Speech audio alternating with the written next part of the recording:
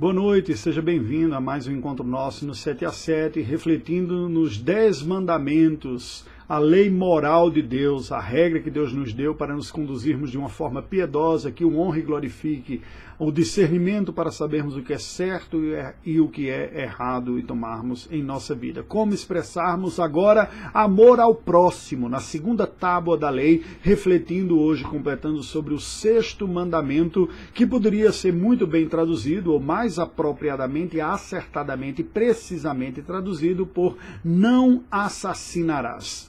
Nem toda morte humana consistirá na transgressão deste mandamento. Embora positivamente o 6º mandamento nos ordene lutar pela vida humana, nós temos que pensar nas implicações desse, pensando inclusive que quando a vida humana estiver sob ameaça, é dever lutarmos contra aquele que ameaça a vida humana, ainda que seja um outro ser humano. E por isso que a palavra de Deus estipula, ao longo das suas páginas, a pena capital para o assassino, aquele que transgrediu, tirando a vida humana com dolo. Não é? Biblicamente nós temos que estar maduros para isso. Claro, cada sociedade vai elaborar sua própria lei moral, ninguém está autorizado a seguir uma lei que não é prescrita na sua própria sociedade. Mas moralmente nós temos que entender o dever. Se nós vimos que positivamente o dever bíblico é lutar pela vida humana, positivamente toda ela, e presta atenção porque não cabe aquela máxima que às vezes nós ouvimos algumas pessoas dizendo, direitos humanos para humanos direitos. Os direitos humanos são para todos os seres humanos. Entretanto, o ser humano não tem o direito de tirar a vida de um outro ser humano também. Não é? Positivamente devemos lutar pela vida de todos, especialmente daqueles que estão mais fragilizados por não terem quem o lute por eles. Porém, este texto bíblico, que vem de uma forma sentenciada negativa, não matarás, não assassinarás, nos apresenta precisamente o que com esta proibição? A pergunta de número 69 do Breve Catecismo de Westminster diz assim: que proíbe o 6º mandamento?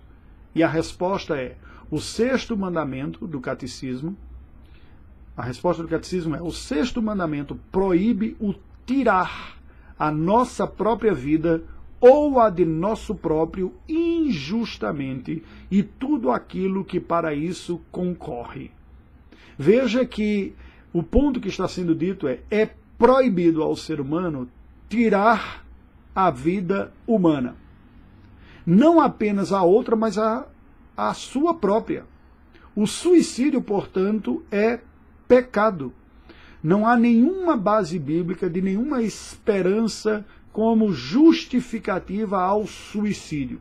O suicídio deliberado, fruto do desespero, a pessoa querendo tirar a própria vida, ou o suicídio assistido, como a eutanásia, né, são condenados. Nós não temos o direito de tirar livremente a vida humana.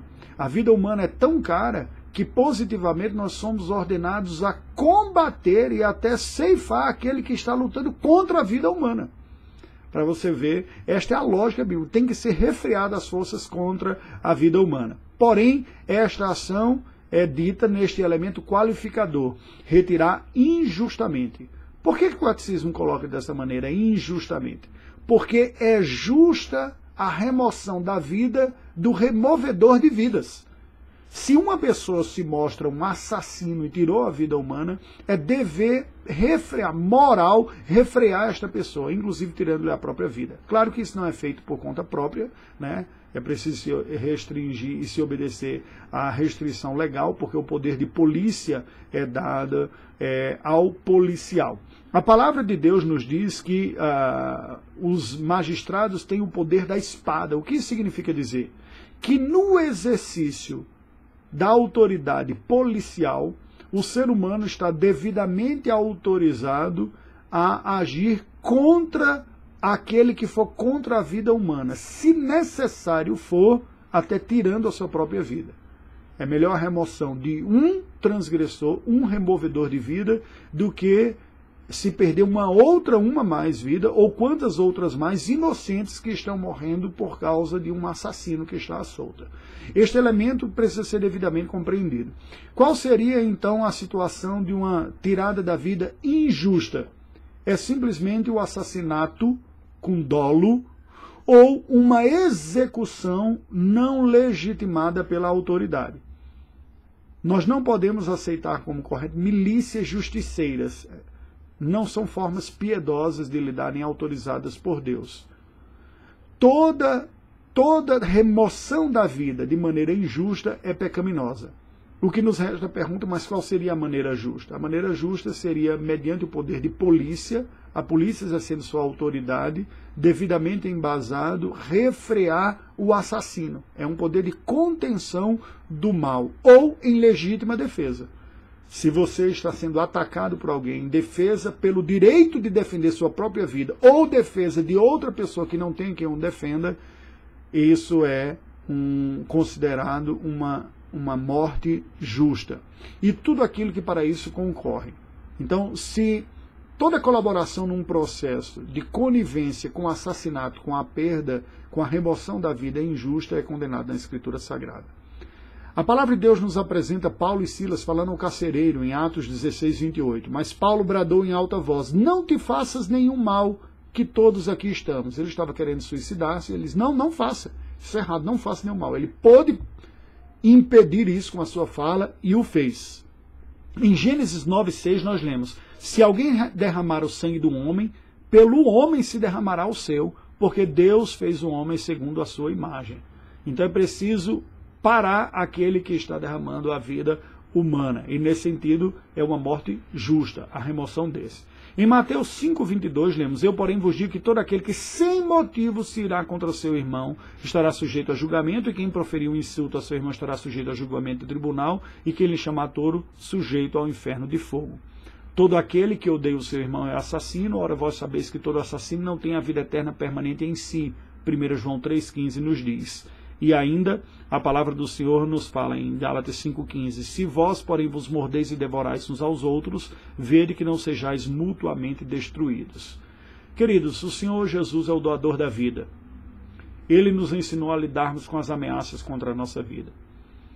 É no poder de Cristo Jesus que nós somos chamados a não nos vingarmos daqueles que nos causam mal, mas respondermos e combatermos o mal com o bem. Amarmos os nossos inimigos e orar pelos que nos perseguem.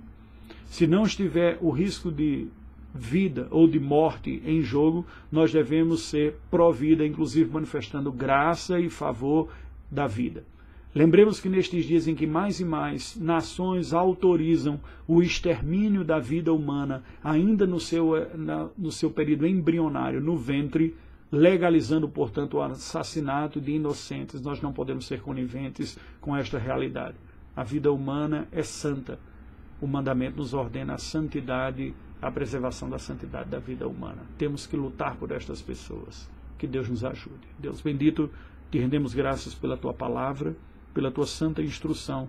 Ajuda-nos a sermos defensores da vida e combatedores dos que combatem a vida, para restringirmos o mal. Ajuda-nos a não termos o nosso coração contaminado pelo espírito da vingança, mas sabermos também tratar, não apenas com justiça, mas tratarmos com compaixão e misericórdia o nosso ofensor. Oramos em nome de Jesus. Amém. Deus nos abençoe.